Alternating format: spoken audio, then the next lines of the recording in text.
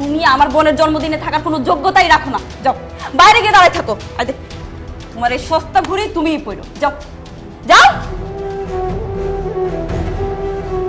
Happy birthday to you, happy birthday to you my sweet sister. এই যে এইটা তোমার বার্থডে গিফট। থ্যাংক ইউ দুলা ভাই।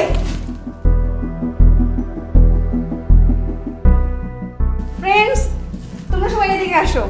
আমার বড় দুলা ভাই আমাকে একটা আইফোন 15 প্রো ম্যাক্স গিফট করছে, আর আমার মেজো দুলা ভাই এই যে একটা গিফট ধরিয়ে দিয়েছে, এটা আমি এখন সবার সামনে খুলবো এবং দেখাবো। চলো।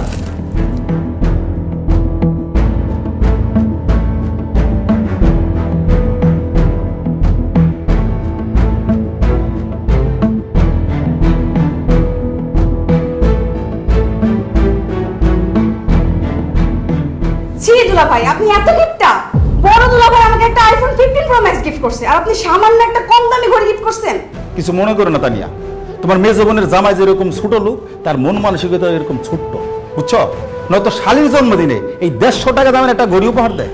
দুলা ভাই, ঘড়িটার দাম 150 টাকা না, 2000 টাকা। আর রাখো তোমার 2000 টাকা। আমি আমার শালীরে 2 লক্ষ টাকা দিয়ে একটা আইফোন গিফট করছি, আর তুমি সামান্য 50,000 টাকা দিয়ে একটা গিফট করতে পারলা না? তুমিও যে কি বলো না, সোনিয়া জামাই কি জীবনে একসাথে 50,000 টাকা দেখছে যে 50,000 টাকা গিফট দিবে?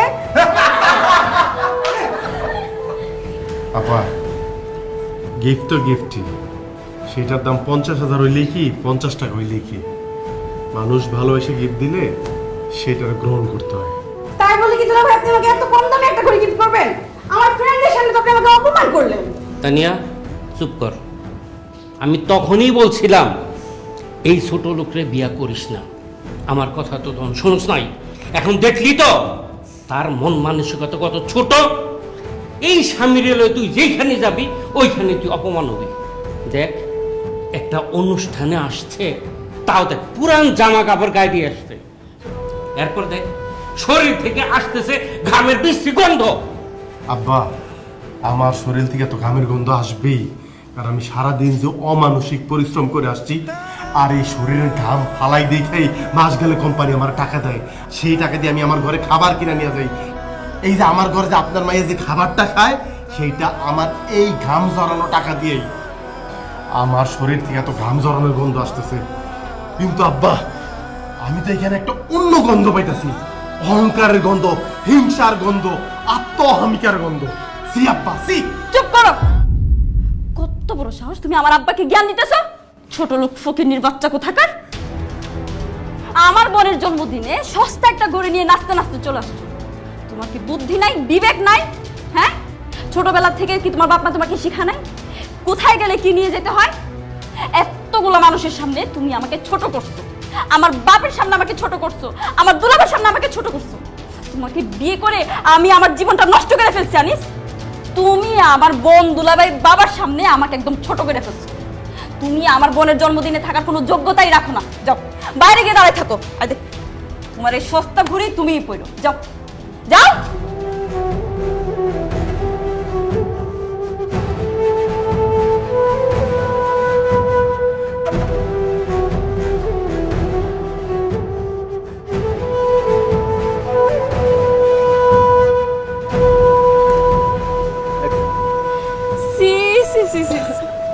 তুমি আজকে আমার যে লজ্জাটা দিছো না, আমার মন চাইতেছে গাড়ির নিচে গিয়ে আমি মইরা যাই। ওখানে আমার দুলাভাই ছিল, আমার বোন ছিল, আমার 14 গোষ্ঠী ছিল, সবার সামনে তুমি আমার মাথাটা একদম নিচু করে দিছো। আমি তোমার শেষবারের মতো বলতেছি, তুমি নিজের চলাফেরা ঠিক করো আর ইনকাম সোর্সটা একটু বাড়াও, না হলে আমি কিন্তু তোমার সাথে থাকবো না। থামো না, লোকজন আছে রাস্তাঘাটে, যে রিক্সাওয়ালা চাচা শুনতেছে, বাদ দাও না। আর রাখো তোমার রিক্সাওয়ালা শুনতেছে, এটা খুব গায়ে লাগলো। আর ওইদিকে যে আমার 14 গোষ্ঠী সবারে জানাই দিছো তুমি একটা ফুকিন্নি মার্কে একটা ঘড়ি নিয়ে গেছো আমার বোনের জন্য, ওইটা কিছু না? আচ্ছা ঠিক আছে, আমার ভুল হয়েছে, আমি মাপ চাই। আমার এই কম দামি গিফট নিয়ে যাওয়া ঠিক হয় নাই, ভবিষ্যতে আমি দামি গিফট নিয়ে যাবো।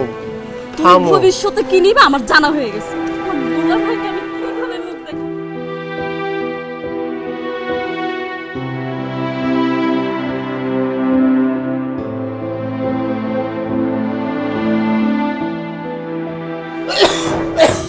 পানি পানিটা খাও মা আব্বার কি হয়েছে? আরে সেই দুপুরবেলা থেকে শরীরটা খারাপ। এই তোর অফিস যাওয়ার সময় যে ওষুধ আনতে বলছিলাম আসোস, আর তোরে যে এতবার করে আমি ফোন করলাম, ফোন ধরস না কেন? কথা কস না কেন? ওষুধ আনছোস? না মা, আনতে পারি নাই। কি তুই ওষুধ আনস নাই? আরে ওই ওষুধ খাই নাই দেখে তো তোর বাপের শরীরটা খারাপ। ওষুধ আনস নাই কেন? মা ওষুধ কিনতে যে টাকাটা লাগবো ওই টাকাটা জোগাড় করতে পারি নাই। ওষুধ কেনার টাকা জোগাড় করা পারস নাই বুঝলাম, তা এতক্ষণ কই আসিলি? হ্যাঁ, জামাই বউ দুজনে এত রাতে কোথেকে আইলি? আব্বা ওই যে সোনিয়ার ছোট বোন আছে না তানিয়া, ওর জন্মদিন আছিল, ওইখানে গেছিলাম। শালির জন্মদিন পালন করবার গেছিলি? নিশ্চয় খালি হাতে যাস নাই, দামি উপহার নিয়ে তারপরে শালির জন্মদিন পালন করে আসলি। ভালো, বাপের ওষুধ কেনার টাকা তোর পকেটে থাকে না, শালির জন্মদিনের উপহার কেনার টাকা তোর পকেটে ঠিকই থাকে। বাবারে, বিয়া করছ, বউ পাইছ, শ্বশুর পাইছ, শাশুড়ি পাইছ, আমাকেও দিয়ে আর কি দরকার? হ্যাঁ, বউ শ্বশুর শাশুড়ি সবই তোর আপন, আমরাই তোর পর। না আব্বা, না আব্বা, না আব্বা, এই কথা কইও না। এই কথা কইলে আমার কষ্টের আর সীমা থাকবো না আব্বা। এই দুনিয়ায় তো তোমরাই আমার সবচেয়ে আপনজন। আমি তানিয়ার লেগে একটা ঘড়ি কিনা নিয়ে গেছিলাম, ছোট মানুষ তো খালি হাতে গেলে কষ্ট পাইতো। শালির কষ্টটা দেখলি, অথচ বাপ ওষুধ না খায় যে কষ্ট পাইতাছে, এটা তো চোখে পড়লো না? আনিসের বাপ, তুমি ঠিকই বলছো, আমাগো আনিস আর আমাগো নাই, পর হয়ে গেছে। এই যে বউ এই বাড়িতে আসনের পর থেকে আমার পোলাডারে জাদুটা না কইরা আমাদের কাছ থেকে আলাদা করে ফেলছে। খবরদার, একদম ফালতু কথা বলবেন না। আপনার ছেলে কি লাখ লাখ কোটি কোটি টাকা ইনকাম করে যে তার টাকার লোভে তাকে আমি জাদু মন্ত্র করে একদম আলাদা করে ফেলবো? আপনার ছেলে আপনাদেরকে ওষুধ কিনে দিতে পারতেছে না, সেই দোষ আপনারা আমার ঘাড়ে কেন চাপাইতেছেন? আপনার পোলা আপনার ওষুধ কিনা দিতে পারে না, সেই সমস্ত দোষ আপনারা আমার ঘাড়ে কেন চাপাইতেছেন? নাকি আমার ঘাড়ে দোষ না চাপাইলে আপনাদের পেটের ভাত হজম হয় না? মুখ সামলাইয়া কথা কবা বৌমা। তুমি বাসার থেকে দেখা গেছো না তোমার শ্বশুর অসুস্থ? তুমি তো ভালো করেই জানো আমার পোলার হাতে কোনো টাকা পয়সা নেই, তারপরেও আমার পোলারে দিয়ে দামি উপহার কিনায়া কেন তোমার বোনের জন্মদিনে নিয়ে গেছো? উপহার, গিফট? আপনার ছেলে একটা কম দামি ঘড়ি নিয়ে গেছে আমার বোনের জন্য, আর সেই ঘড়ি আমাদের বাসার কাজে বুয়ারাও পড়ে। কাজের মাইয়া না পড়লেও তোমার বইটা ঠিকই করবো। তোমার বাপ মা ভাই বোন সব হইতেছে লোভী, আর আমার পোলার পকেটে থেকে টাকা পয়সা নিয়ে তুই সবসময় চিন্তা করো তোমার বাপ মা ভাই বোনটা কি কিনে দিবে, সেই ধান্দাই তোমার মধ্যে থাকে। খবরদার, আমার বাপ মার নিয়ে একদম ফালতু কথা কইবেন না। আমার বাপ মা লুবি না, লুবি হচ্ছেন আপনারা দুইজন। কি কইলা? আমাকে লোভী কইলা? হানিস, তোর সামনে তোর বউ আমাকে এত বড় কথা কইলো, আমাকে লোভী কইলো, তুই কোনো কথা কইলি না? তোর বউরে তুই এত ভয় পাস? সি সি সি বাবা, সি, তুই যে আমার পোলা, এই কথা ভাবতেই আমার লজ্জা লাগতেছে। আমার নিজের তো একটা মেয়ে আছে, তাই না? সেও তো কষ্ট করে সংসার করতেছে, কোনোদিন কোনো কিছু নিয়ে বোনরে তুই দেখতে গেছস? হ্যাঁ, আর শালির জন্য ঠিকই তুই দামি ঘড়ি কিনা জন্মদিন পালন করতে গেছস। আমরা সহ্য করলে কিন্তু আল্লাহ সহ্য করবো না বাবা, এইটা আমি কইলাম। মা মা আর কইও না, আর কইও না মা।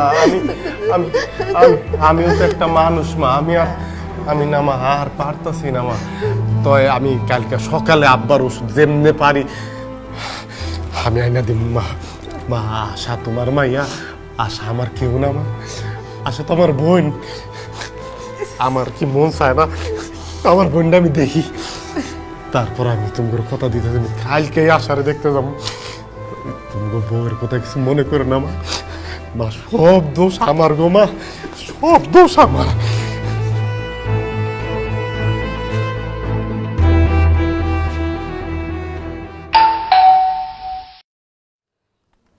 এই অসময় বা কে আইলো? একটু পান খাইতে বলে শান্তি নাই। হ্যাঁ, এটা আল্লাহ।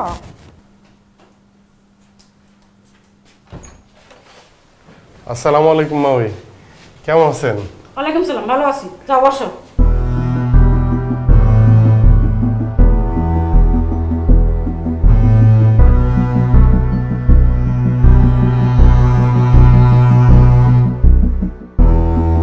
বৌমা, হ্যাঁ বৌমা,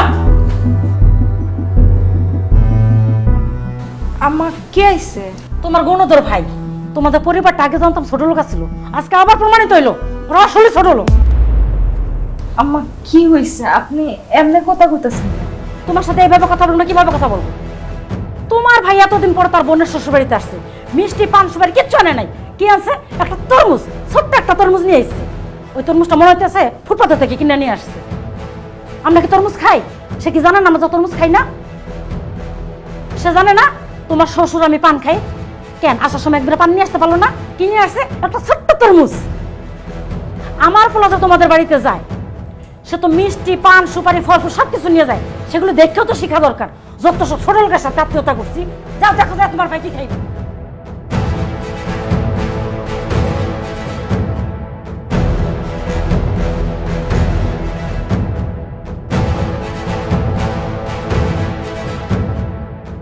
কি রে আশা, বোন কেমন আছিস তুই? এই কয়দিন ভালোই আছিলাম, কিন্তু তুমি এখন বাড়িতে আইছো, এখন থেকে আমার অশান্তি আবার শুরু হয়ে যাবে। আমি আর সাথে কোনো সমস্যা হইল? সমস্যা হইছে মানে? তুমি কি জানো না যে আমার শ্বশুর শাশুড়ি পান খায়? তুমি তো পারতা তাদের জন্য এক বিড়া পান নিয়ে আসতে, কিন্তু তুমি কি নিয়ে আসছো? একটা তরমুজ। এই তরমুজ কে খাইবো? আমাগো ফ্রিজে তরমুজ পচতাছে। আরে আমি তো আর জানতাম না, তাছাড়া পান সুপারি জানবো, আমার কাছে টাকা ছিল না। পান সুপারির কথা মনও অবশ্য ছিল না। বোনের শ্বশুর বাড়িতে আসার সময় তোমার কোনো কিছুই মনে থাকে না, কিন্তু তুমি যখন নিজের শ্বশুর বাড়িতে যাও তখন তোমার সবকিছুই ঠিক মনে থাকে। তুমি যে পান সুপারি নিয়ে আসো নাই, একটা তরমুজ নিয়ে আসছো। তুমি কি জানো আমার শ্বশুর শাশুড়ি উঠতে বসতে আর সারাক্ষণ আমার কথা শোনাইবো? এমনিতেই আমি বাপের বাড়ি থেকে কোনো কিছু আনতে পারিনি, তার জন্য আমার শ্বশুর শাশুড়ি সারাক্ষণ আমার সাথে বকবক করতেই থাকে। তুমি কেন এই একটা তরমুজ নিয়ে আমরা দেখতে আইছো? আশা রে, তুই আমার অনেক আদরের বইনা ছিলি রে, সারাক্ষণ ভাইয়া ভাইয়া ভাইয়া করে ডাকতি। আমার স্বভাবটা তো তুই নষ্ট করছস। এই যে ভাইয়া ভাইয়া ডাক শোনার লোভ, এটা আমার মাঝে মধ্যে পায়া ভয় মনে হয় তোর কাছে সুইটটা আসি, তুই আমার ভাইয়া করে ডাক দিবি, আমার জড়ায় ধরবি। কিন্তু চাইলেই তো এখন আর তোর কাছে আসন যায় না, অনেক নিয়ম কানুনের বিষয় আছে, অনেক কিছু নিয়ে আসতে হয়। কিন্তু আমার তো ওই সামর্থ্য নাই রে বোন, যে কারণে চাইলেই তোর কাছে আইতে পারি না, মনের চাহিদারে চাপা দিয়া রাখি। যাই হোক, তোর কি কি কইতাছি, কেমন আছিস তুই? আমি ভালো নাই ভাইজান। তোমরা যখন আমার বিয়া দিছো তখন তুমি আমার শ্বশুর শাশুড়ির কইছিলা যে আমার ফার্নিচার দিতে, সেই ফার্নিচার তুমি এখন পর্যন্ত দিতে পারো না। আর এই কারণে আমার শ্বশুর শাশুড়ি আমার জামাই সারাক্ষণ আমার খোটা দিতে থাকে, সারাক্ষণ আমার কথা শুনাইতে থাকে। ভাইজান, তুমি পারলে আমার ফার্নিচার গুলো ব্যবস্থা করে দাও। আমার আর আমার শ্বশুর বাড়ির কথা শুনতে ভালো লাগে না, আমার এই অত্যাচার সহ্য হয় না। আর কয়টা দিন ধৈর্য ধর, ভাইয়া আছি না, একটা ব্যবস্থা আমি করবো রে বোন, আমি একটা ব্যবস্থা করবো। ভাইজান তুমি বহো, আমি তোমার দিকে নাস্তা বানাই লইতেছি। দূর পাগলি, পেটে ক্ষুধা লই আমি তোরে দেখতে আই নাই, আমি তোরে দেখতে এসে মনে ক্ষুধা লই। আরে বোন, এক অসহায় ভাই তার বোনরে দেখবো, খুব মনটা ছটফট করতেছিল, তোরে দেখতে এসে এই ক্ষুধা নিয়া। এখন ক্ষুধা কিছুটা কমে গেছে। ভাইজান এত গরমের মধ্যে তুমি রোদ্দুর থেকে আইছো, এক গ্লাস ঠান্ডা পানি খাওয়া যাও। খামু না কেন? তোর বাড়িতে আমি খামু না? আগে ফার্নিচার গুলি দিয়া তোর ঘরটা সাজাই, হাত বইরা পান সুপারি মিষ্টি নিয়ে আসি, একদম কবজি ডুবাই খামু। এই দিন কিন্তু না খেয়া যাবো না, আগে কয়ে গেলাম।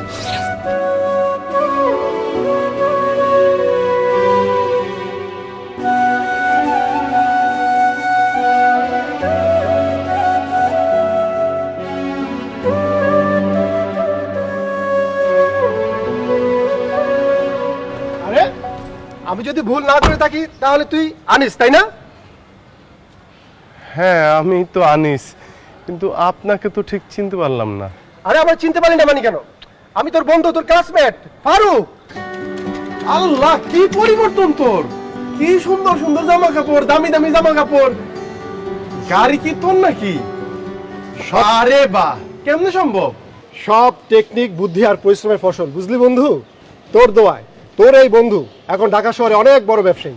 এই যে দেখতেছস এই গাড়িটা, শুধু এই গাড়িটা না, ঢাকা শহরে আমার আরো 3টা গাড়ি আছে, 3টা ফ্ল্যাট আছে। আর বেটা গ্রামের বাড়িতে তো আমার ডুপ্লেক্স বাড়ি আছে। কি কস তুই ফারুক? আমার কাছে তো সবকিছু জাদুর মতো লাগতেছে। তুই তো অত ভালো ছাত্র ছিলি না, স্যার প্রতিদিন তোরে বকাঝকা করতো না ক্লাসে, তুই এত কিছু কেমনে করলি? কি ব্যবসা করস? খালি ভালো ছাত্র হইলে হয় না, মাথার মধ্যে গিলু থাকতে হয়। আমার মাথার মধ্যে সেটা আছে, এটা তোদের মানতে হবে। আর ব্যবসার কথা বললি তো, সেই বিষয় নিয়ে না হয় আরেকদিন আলাপ করব। কিন্তু বন্ধু তোর এই অবস্থা দেখে না আমার খুব কষ্ট লাগতেছে রে। কেন? আর কেন মানি, তুই তো আমাদের কলেজের সবচেয়ে বেস্ট স্টুডেন্ট ছিলি।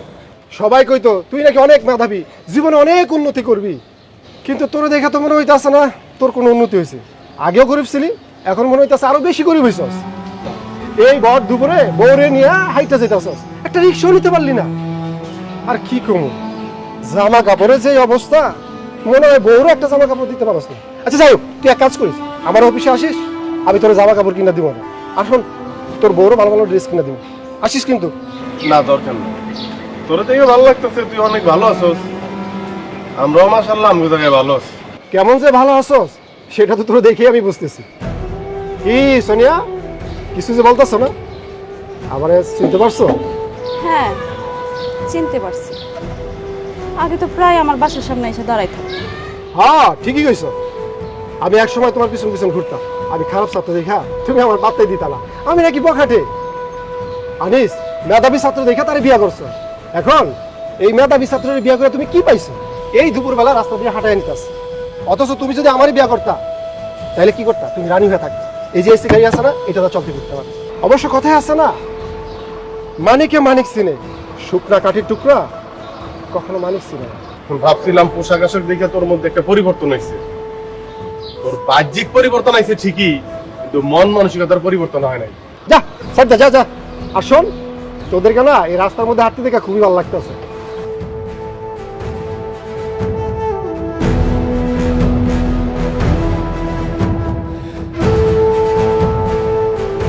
দেখছো, আজকে আবার প্রমাণ হয়ে গেল আমি যে তোমাকে বিয়ে করে ভুল করছি। যে ছেলে দিন রাত 24 ঘন্টা আমার পিছনে ঘুরঘুর ঘুরঘুর ঘুরঘুর করতে থাকতো, যে ছেলেকে আমি পাত্তাই দিতাম না, সে ছেলে আজকে ঢাকা শহরে গাড়ি নিয়ে ঘুরতেছে। তারই তো টাকা পয়সা হয়ে গেছে, তার ঢাকা শহরে 3-3টা বাড়ি আছে। ইস, তাহলে যে আমি তোমার সাথে প্রেম করতে গেলাম, আজকে যদি আমি তাকে বিয়ে করতাম তাহলে তার গাড়ি নিয়ে আমি ঢাকা শহরে ঘুরতে পারবো। সোনিয়া, ফারুকের বিষয়ে অনেক তথ্যই আমার কাছে আছে। ওর যত ইনকাম আছে সব 2 নম্বরই উপায়ে মানুষের হক মাইরা। আমি চাইলেই তো 2 নম্বরই পথে ইনকাম করতে পারি না সোনিয়া, মানুষের হক মারতে পারি না, আমার বিবেক বাধা দেয়। চুপ করো, যেভাবেই হোক টাকা পয়সা তো বানাইছে, তোমার মতো ধুইকা ধুইকা তার জীবন চালাইতে হইতেছে। ইস, কেন যে আমি তার সাথে প্রেম না করে তোমার সাথে প্রেম করতে গেছিলাম, কেন যে আমি তাকে বিয়ে না করে তোমাকে বিয়ে করছি। আমার তো এখন নিজের উপর আফসোস হচ্ছে, নিজের হাতে নিজের জীবনটা আমি নষ্ট করে ফেলছি। দেখ, ভালো লাগে না।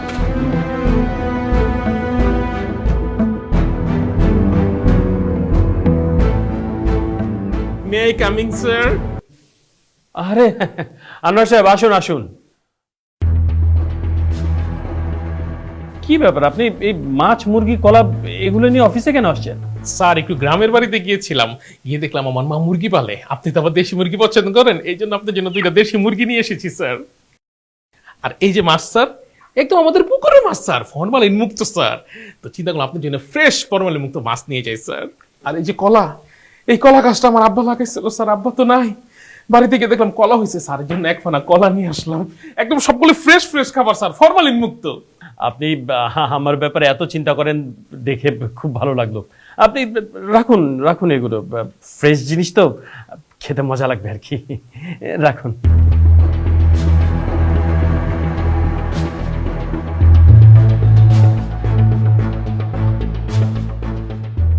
থ্যাংক ইউ স্যার, আপনি এগুলো রেখেছেন, আমি ধন্য হয়ে গেলাম স্যার। আচ্ছা স্যার, আনিস সাহেব কি এবার প্রমোশন পাচ্ছে? হ্যাঁ, আনিস সাহেব এবছরই প্রমোশন পাচ্ছেন। উনি তো খুব ভালো একজন এমপ্লয়ি, খুবই কর্মঠ এবং খুবই সৎ। তাই কোম্পানি সিদ্ধান্ত নিয়েছে ওনাকে এই বছর প্রমোশন দিবে। স্যার আমার না একটা প্রমোশনের খুব দরকার, প্লিজ আমার প্রমোশনের ব্যাপারটা একটু দেখেন। কোম্পানি তো এই বছর একজনকে প্রমোশন দিবে। এই বছর আনিস সাহেব পাক, আপনারা সামনের বছর দেখুন। স্যার এই বছরের সে একদিন কি আমি হতে পারি না? না মানে আনিস সাহেবের জায়গায় যদি প্রমোশনটা আমাকে দেন, আপনার জন্য স্পেশাল গিফট আছে sir.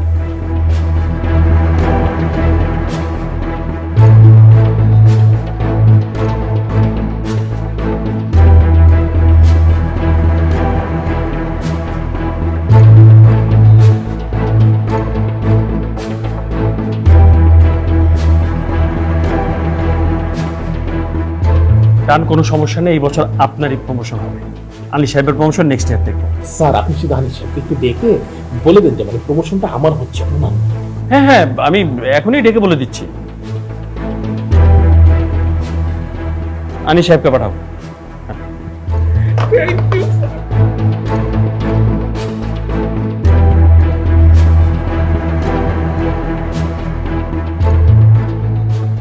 May I come in sir? হ্যাঁ আনী সাহেব আসুন। দেখুন, আপনাকে একটা সংবাদ দেওয়ার জন্য এখানে ডেকে পাঠিয়েছি। আপনার জন্য একটা ব্যাড নিউজ আছে। আপনার সামনের মাসে যে প্রমোশনটা হওয়ার কথা ছিল, সেই প্রমোশনটা এই মাসে আর হচ্ছে না। স্যার আমার প্রমোশনটা হচ্ছে না কেন স্যার? কারণ কোম্পানি আপনার সাথে বেটার একজন পারফর্মারকে পেয়েছে, কোম্পানি তাকেই প্রমোশন দিবে। আর এই বেটার পারফর্মার হচ্ছে আনোয়ার সাহেব। আনোয়ার সাহেব আমার চেয়ে বেটার পারফর্মার? এত কথা বলছেন কেন? কোম্পানি একটা সিদ্ধান্ত নিয়েছে, সেই সিদ্ধান্ত আপনাকে মেনে নিতে হবে। আপনার যে ব্যাপারটা প্রমোশনে, সেটা আমরা সামনের বছর বিবেচনা করব, এই তো, আর তো কিছু না। কিন্তু আনোয়ার সাহেব আমার চেয়ে... আনিস সাহেব, আপনি বেশি কথা বলতেছেন। যান তো, আপনি আপনার কাজ করুন। বলেছি তো আপনার প্রমোশন নেক্সট ইয়ারে দেখবো। যান, কাজ করুন, যান।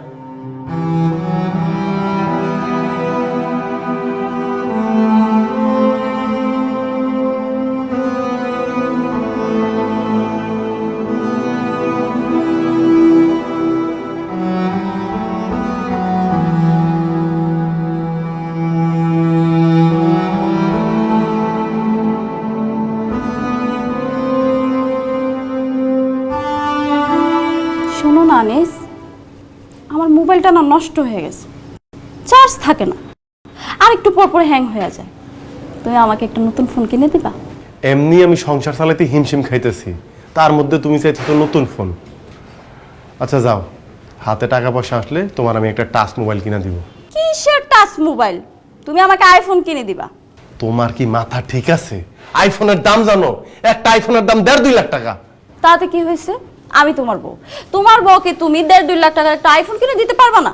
না পারি না, আমার সেই সামর্থ্য নাই। যাও সামনে থেকে যাও, খামাখা বিরক্ত করো না তো, যাও। আমি কোথাও যাব না।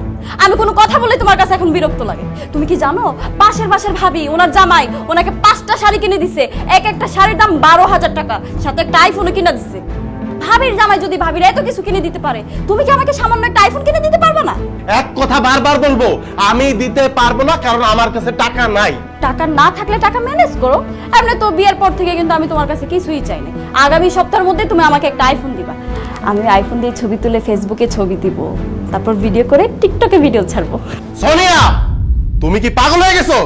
তুমি টিকটক করে ফেসবুকে ছাড়বে মানে? হ্যাঁ আমি পাগল হয়ে গেছি। আগামী 1 সপ্তাহের মধ্যে যদি তুই আমাকে আইফোন কিনে না দেস, পাগলামি কাকে বলে তুই দেখবি, ফকিন্নির বাচ্চা। এত বড় সাহস তোমার? তুমি আমারে বলো ফকিন্নির বাচ্চা? তুমি জানতা না আমি যে ফকিন্নির বাচ্চা? তাহলে ফকিন্নির বাচ্চার বিয়ে করছো কেন? তোমার যদি এত চাহিদা থাকে, তুমি সেটা আমার বিয়ের আগে বলতা, আমি অন্য সিদ্ধান্ত নিতাম। তোর এত বড় সাহস, তুই আমার গায়ে হাত তুলছস? আমি আজকে তোর সংসারের সবকিছু ভাঙিয়ে ফেলবো, সবকিছু ভাঙিয়ে। সোনিয়া, সোনিয়া, বাড়াবাড়ি হইতেছে কিন্তু, করে দিলাম। সোনিয়া, কি ব্যাপার বৌমা? তুমি কি শুরু করছো? বোমা, তুমি কি পাগল হয়ে গেছো নাকি? এই জিনিসপত্র ভাঙচুর করতেছো? এই জিনিসপত্র কি তোমার বাপের বাড়িতে আছে নাকি যে জিনিসপত্র ভাঙতেছো তুমি? আপনার ছেলের কত বড় সাহস, সে আমার গায়ে হাত তুলছে। আমার কোনো আবদার, আমার কোনো শখ আহ্লাদ কোনো কিছু সে পূরণ করতে পারে না। এই ফকির, তুই আমার গায়ে হাত তুলছিস না? আমি এক্ষুনি আমার আব্বা আর আমার বড় বোনকে ফোন দিয়া খবর দিতেছি, তারা আইসা তোর খবর কেটে ছেড়ে দিবে। যা, এক্ষুনি বিচার দে। আর ভয় পাই না, খুব ভয় দেখাইছস। ফাজিল কোথাকার। তোরা আমি আগেই কইছিলাম, প্রেম প্রীতি করে বিয়ে শাদী করবার যাইস না। এখন ফলাফল পাইলি তো। এই বউ তোর সঙ্গে কি খারাপ ব্যবহার শুরু করছে, তোর মার সাথে আমার সাথে, আর তোর জিনিসপত্র ভাঙিয়ে চুরি কি করছে। এটা তো মেয়ে না, এটা তো কাল নাগিনি। তোর মায়ের আমার চোখ বুঝতে দে, ভালো করে বুঝবি। এই মেয়ে তোরা পাগল বানায়া রাস্তায় রাস্তায় ঘুরাইবো, মনে রাখিস। আবার ভয় দেখাইছে যে ভাই বোনে ফোন দিব, বোনের জামাইরে ফোন দিব, আসুক দেখি কি করে। আর ভয় পাই না, অনেক সহ্য করছি, আর না।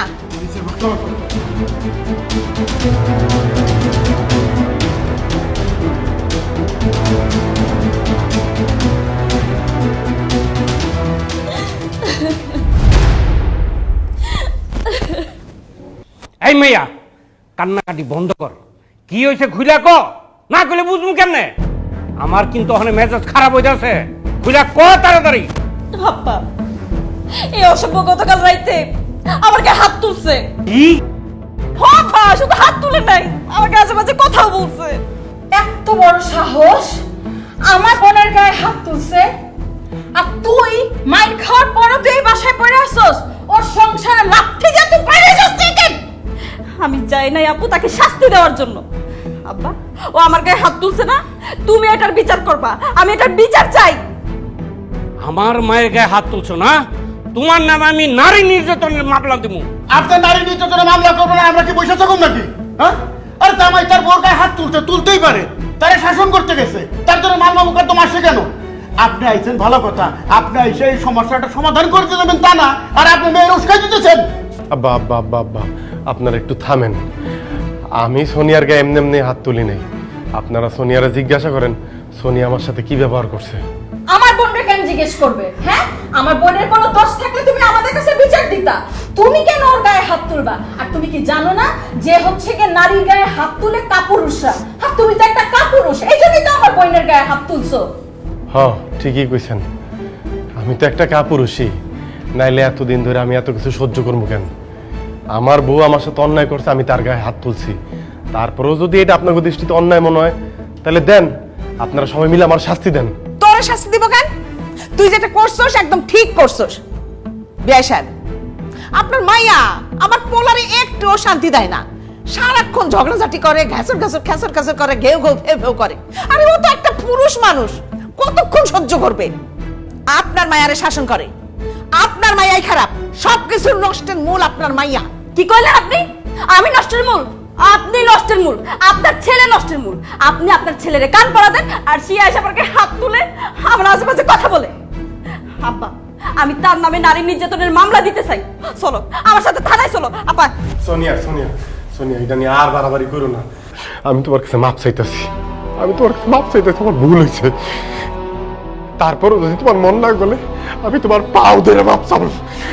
এরকম কইরো না সোনিয়া, আমি না সহ্য করতে পারতেছি না সোনিয়া, আমি আর সহ্য করতে পারতেছি না।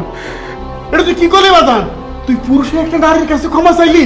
চাইলাম আব্বা, আমি মাপ চাইলাম, কারণ আমি আমার বউর অনেক ভালোবাসি। শেষ দিন পর্যন্ত আমি ওর সাথেই সংসারটা করতে চাই। সংসার এক লগে থাকতে গেলে কাউরে না কাউরে তো ছাড় দিতই বাবা। ছাড়টা নাইলে আমিই দিলাম।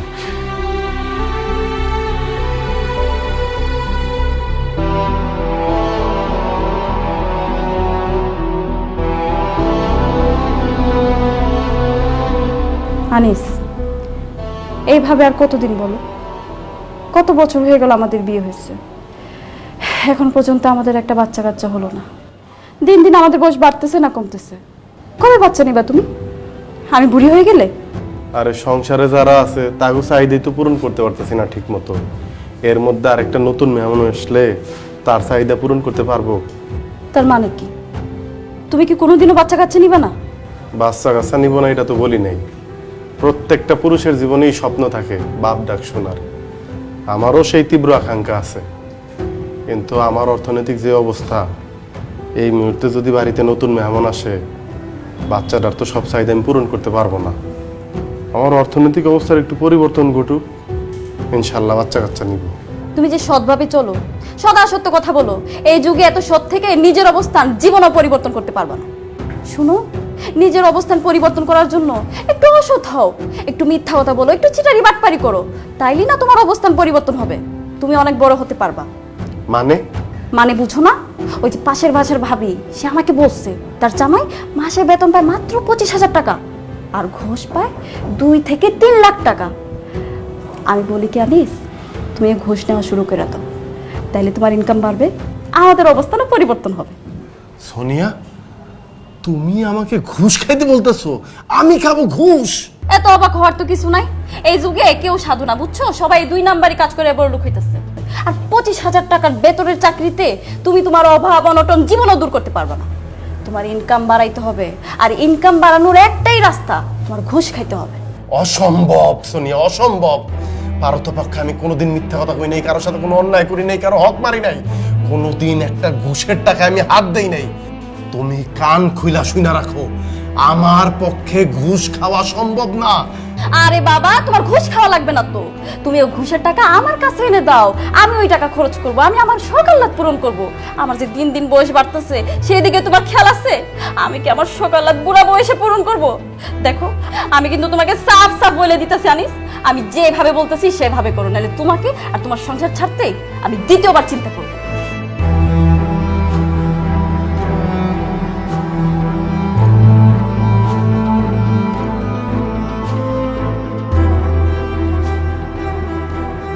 আনিস ভাই, আমার চাকরির কি ব্যবস্থা করলেন? ভাই আমার চাকরিটা লাগবো ভাই, আমার চাকরিটা না হইলে আমার গার্লফ্রেন্ডে ওর আব্বা অন্য জায়গায় বিয়ে দিয়ে দেবো। আপনি চাকরিটার একটু ব্যবস্থা করেন না ভাই, আপনি তো ইন্টারভিউ ভালো দিচ্ছেন, কিন্তু সমস্যা হচ্ছে কি, স্যার এখন পর্যন্ত কিছু বলে নাই। স্যারের অন্য কোনো ক্যান্ডিডেট আছে কিনা সেটাও বুঝতে পারতেছি না। স্যার না বললে তো ভাই আপনার নেওয়া যাইতেছে না। আমি বুঝছি ভাই, আপনার বস কিসের জন্য রাজি হইতেছে না, মনে হয় টাকা লাগবে, তাই না ভাই? টাকা লাগলে আমি টাকা দেবো, তারপর আপনি আমার চাকরিটা দেন। এই যে ভাই, আমি লগে 1 লাখ টাকা নিয়ে আসছি, এই টাকাটা লোন, চাকরিটা হয়ে গেলে আমি আপনার আরো 1 লাখ টাকা দেবো লোন ভাই। না কি কোন ভাই, টাকা টুকা লাগবো না, চাকরি হইলে আপনার এমনি হইব, টাকা লাগবে না ভাই, আপনার টাকা নিয়ে যান। ভাই আমি তো আপনার ঘুষ দিতেছি না, আমি খুশি হয়ে দিতেছি, আপনি একটু চাকরির ব্যবস্থা করে দেন ভাই।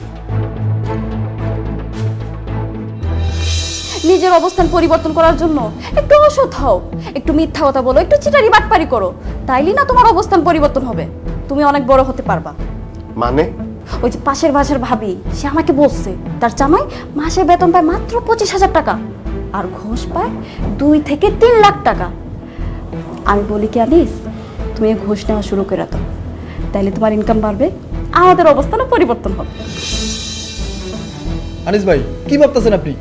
লোন না, টাকাটা লোন ভাই, আমার চাকরিটা খুব দরকার, আপনি টাকাটা নিলেই আমার চাকরিটা মনে হয় হয়ে যাবে। লোন না, কেউ জানবো না তো? না ভাই, ভাই আমি আছি, কেউ জানবো না ভাই, আপনি আর আমি ছাড়া কেউ জানবো না, আমি কইলাম লোন।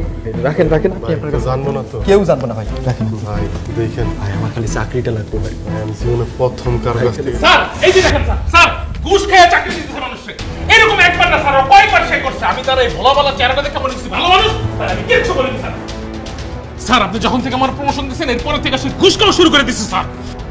সে আরো কয়েকজনের থেকে ঘুষ নিচ্ছে স্যার, আমি এতদিন লজ্জায় শরমে কিচ্ছু বলি নাই স্যার। সেই যে হালাবুলা অসহায়ের মতো চেহারা করে রাখে না, সে আসলে অসহায় না স্যার, ও একটা হটপট চিটার একটা ঘুষখোর। ও যে এরকম ঘুষ খায়, যদি এমডি স্যার জানতে পারে, এই অফিসে তো বদ্ধ হয়ে যাবো স্যার, আপনারা আমার আমাকে সবার চাকরি নিয়ে টানাটা লেগে যাবো। ওরা একটা লাত্তি মেরে অফিস থেকে বাই করেন না কেন স্যার? স্কাউন্ডাল ছোট লোক যেন কোথাকার ঘুষখোর, তোর এত বড় সাহস, তুই আমার অফিসে এসে আমার সামনে তুই ঘুষ খাওয়ার চেষ্টা করতেছিস? Sir sir sir sir sir একদম কথা বলবি না, আজকে তোকে আমি জেলের ভাত খাওয়াবো, তোকে পুলিশে দেবো আজকে আমি। আমার মাফ করে দিন স্যার, আমি আর কোনোদিন স্যার, আমি আর কোনোদিন এই টাকা স্পর্শ করবো না স্যার, আপনি আমার পুলিশে দিয়েন না স্যার।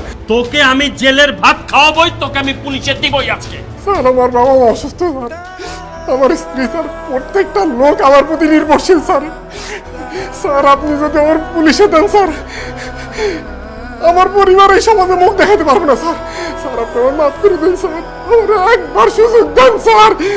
শুধুমাত্র তোর বাবা মা তোর ফ্যামিলির কথা চিন্তা করে আমি তোকে পুলিশে দিলাম না, কিন্তু এই অফিসে তুই আর এক মুহূর্তের জন্য থাকতে পারবি না। এই মুহূর্তে আমি তোকে ফায়ার করলাম, just get out from my office. না স্যার আপনি এই কাজটা করেন না স্যার, আমার ইনকামের উপর আমার পুরো পরিবার নির্ভরশীল। আমার বাবা মা অসুস্থ স্যার, ওনাদের চিকিৎসা, ওনাদের ওষুধ সব স্যার আমার এই স্যালারি থেকে স্যার। স্যার লোকগুলি না খেয়ে মারা যাবে স্যার, লোকগুলি না খেয়ে মারা যাবে স্যার। আমি যদি ওষুধ ব্যবস্থা না করতে পারি, আমার স্ত্রীর চাহিদা পূরণ করতে না পারি, ওরা আমার ভুল বুঝবো, ভাববো আমি অকর্ম, আমি যোগ্যতাহীন স্যার। স্যার এত বড় শাস্তিটা দিয়েন না স্যার। স্যার আপনি পায়ে ধরি স্যার, পায়ে ধরি স্যার, আর কোনোদিনই ভুল হবো না স্যার। স্যার ভুল হবো না স্যার। স্যার যদি আজকে আমার চাকরিটা চলে যায়, আমার মানুষের দ্বারা দ্বারা হাত পাত হইব স্যার।